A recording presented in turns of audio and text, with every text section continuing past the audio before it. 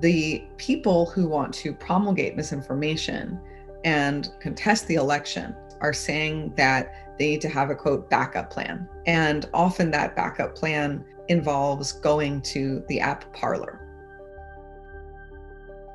So Parler is a social media app that kind of looks like Twitter. You follow people on there and then you see their updates as they post them as they come in.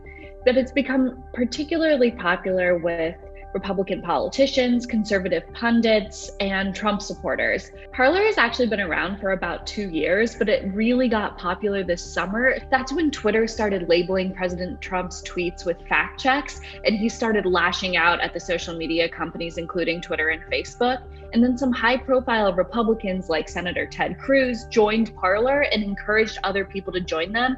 This platform gets what free speech is all about. About a week ago, Parler had 4.5 million accounts, and now it has nearly 9 million. So it's seeing this huge amount of growth, especially since the election, and really just in the last couple of days since the election was called for President-elect Joe Biden. As President Trump and his allies are continuing to contest the outcome of the election and contest the presidential election results, social media is this battleground. It's this place to organize and sustain any effort to undermine the legitimacy of the results.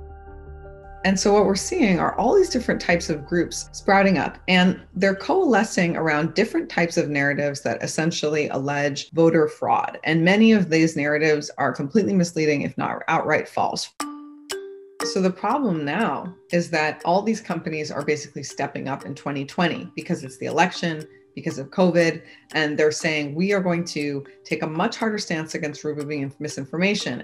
And hence you see, just in the days after the election, from election day to the present, Twitter and Facebook have labeled countless Trump posts, way more than they ever labeled in the whole year. One thing to think about is whether this pace for them is sustainable.